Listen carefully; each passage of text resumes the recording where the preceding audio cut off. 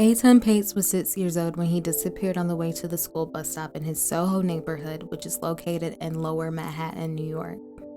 He is described as a fun-loving mother's boy who loved going outside and would spend hours playing catch by himself. He loved posing for pictures since his dad was a professional photographer and made a friend everywhere he went. Etan was the middle child out of his 2 siblings who were ages 8 and 2 years old, and his mother ran a daycare out of their apartment. May 25th, 1979 started off very hectic for the Patz household. Not only was it the last day of school, Mrs. Patz had an additional 2-year-old that slept over the previous night. That morning, Etan's sister, who usually tagged along with him to walk to school, did not want to get out of the bed, which made things that much difficult. Etan, on the other hand, was excited to get up for the day. It was his last day of the 1st grade, and he saw an opportunity to walk to school alone. According to his mother, Etan had been pushing for independence and insisted that she granted his big boy goal. Obviously, his mom was reluctant at first, but finally gave in, stating that she felt positive about it, and Etan headed out to his school bus stop, which was almost 2 blocks away. He walked away grabbing his book bag, favorite hat, and a $1 bill to buy a soda on the way to school. Mrs. Patz watched her son cross the street and walk the block and headed back inside. That was the last time he's been seen by his family. Etan's mom called around after he didn't return home that evening. Etan's school teacher noticed his absence from school but did not notify the parents. Etan never got on the bus that day. When Mrs. Patz realized her son was missing, she became very weak to her knees and was obviously very devastated. Initially, detectives suspected Etan's parents but quickly determined they had no involvement. There was a massive search that evening, but they didn't find any information. Etan's disappearance shook the entire state of New York and changed the way many parents looked after their kids. There were missing posters plastered around the state. His pictures were shown in Times Square, newspapers, and on television. Police also went door to door, questioning tenants and even entering apartments, going into each room. Etan is said to be one of the first missing children to be shown on milk cartons, and in 1983, Ronald Reagan, the president at the time, designated May 25th, the day Etan disappeared, as National Missing Children's Day. But despite the mass attention, no information showed up. Lots of theories and suspects floated around. There were even young boys showing up at the Patz home claiming to be Etan, but still no new leads.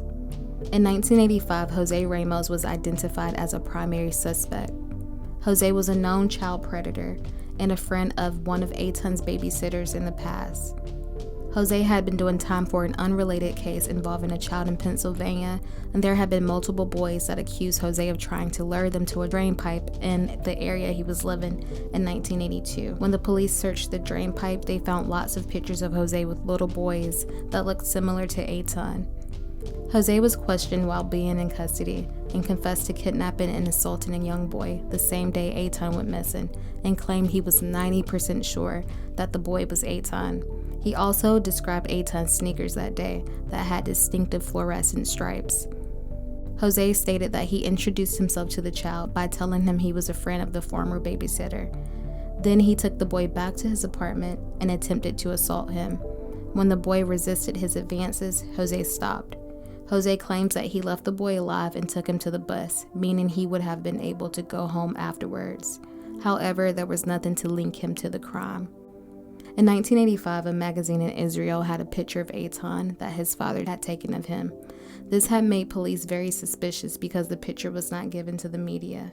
However, they were not able to find the source. In 1991, Ramos bragged to 2 of his cellmates about knowing intimate details of Etan's disappearance. He said that he had been stalking him and learned his bus route.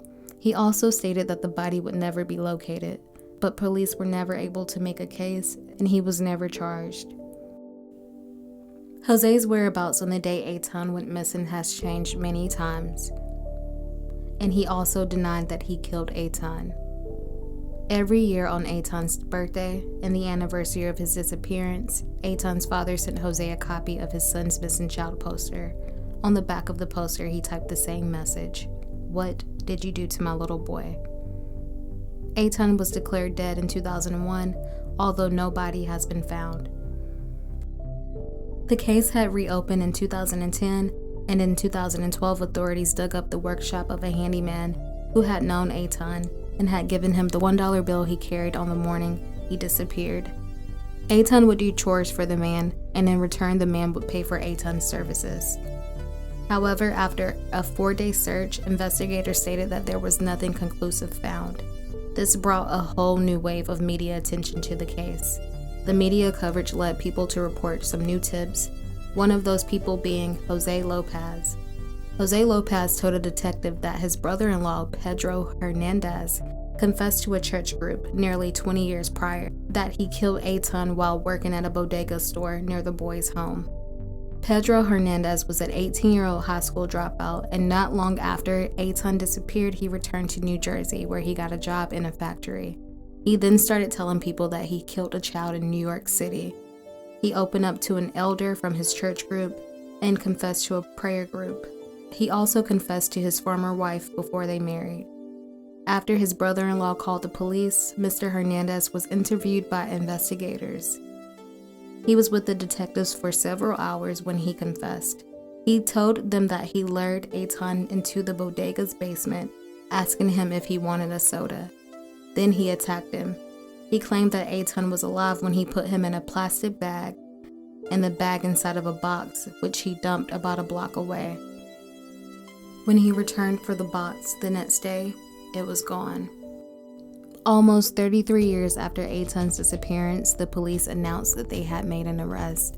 Since Etan's remains hadn't been found, nor any other physical evidence, prosecutors had little to work with. They did, however, show video recordings of interviews Mr. Hernandez gave to the authorities around the time of the arrest and presented the testimony of the detectives and the people he had confessed to decades earlier. Authorities charged Pedro with second-degree murder and first-degree kidnapping. However, there have been questions on if he understood his Miranda rights. Pedro's lawyers state that he suffers from mental disorders, had a low IQ, and can be delusional at times. They believe that he may have confessed to something he thought he had done, but that didn't mean he did it. This stirred up doubt amongst the members of the jury, and in 2015, the judge declared a mistrial. One member of the panel held out because they did not believe Mr. Hernandez was guilty. After a 4-month retrial, Mr. Hernandez was found guilty on February 14, 2017 of murder and kidnapping. Although Hernandez was charged, the lack of evidence and his mental disorder led many people to believe Jose Ramos was still the culprit. They believed his confession was forced, and the first few hours of his interrogation allegedly was not recorded. Mr. Hernandez was sentenced to 25 years to life in prison. Brittany Locklear was a 5-year-old girl who loved church, her dolls, and Barney so much that she named her pet dog after him. She was born on October 14, 1992, and lived in a country town called Rayford in North Carolina. On the morning of January 7, 1998, Brittany's mother, Connie, woke her up to get ready for school. It was still dark outside when Connie and her daughter went out to stand at the bus stop at around 7 a.m. The bus was later than usual that day, and at that time, Connie and Brittany were unaware that there had been a substitute driver. After waiting for a while, Connie made the decision to go back in the house for a quick moment because she had an urgent need to use the bathroom, leaving Brittany standing alone at the end of their driveway. After using the restroom, Connie went back to check on Brittany, but realized she wasn't outside waiting anymore. Connie just assumed that the bus finally came and picked her up, but she was very wrong. A neighbor by the name of Rose frantically knocked on the door to tell Connie that she thinks she witnessed Brittany being kidnapped. Rose Johnson described the suspect as a white male in a brown or tan truck. Rose said that she saw a truck come flying around the curve and down toward Brittany. Rose said the truck slowed down really quickly, and someone hopped out of the truck really fast. He bent over like he was picking something up, hopped back in the truck, and drove out of there really fast.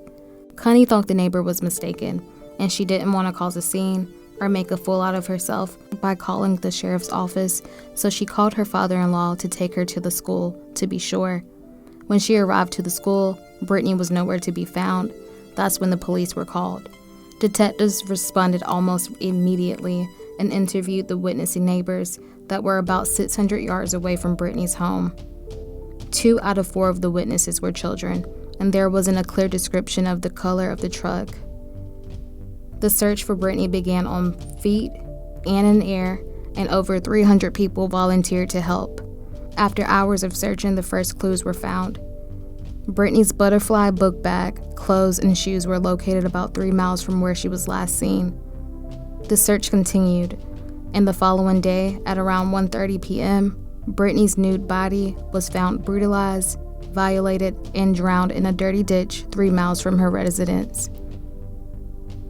Connie and Brittany's biological dad, who lived out of town, were quickly ruled out of being possible suspects, and reportedly, Brittany's stepfather and other family members that lived in the area were eliminated as suspects as well. They interviewed every child predator in a 50-mile radius and searched immensely for the white man in a brown pickup truck. Police received hundreds of tips daily, but it was hard to keep track of all of them, being it was 1998 and technology wasn't that advanced. In 2003, Keith Douglas Laundrie was named a suspect. Keith had been recently arrested on an unrelated bank robbery charge, and when his employer at the Fort Bragg Fire Department cleaned out his work locker, they discovered a photo of Brittany. SBI agents say it was a photo clip from a newspaper article about the abduction, and they have no information on why Keith had it. Authorities took a DNA sample, but it did not match samples taken from Brittany's body, and he was cleared as a suspect. It has almost been 23 years since Brittany disappeared, and the case still remains unsolved. My heart goes out to the victims in this video and also their families. I guess the most valuable lesson that we can all take from both of these cases is to stay vigilant. You never know what type of creeps are out there lurking. But that's it for this video. Make sure you like, comment, share, and subscribe to the channel. Thank you kindly for watching. Bye-bye.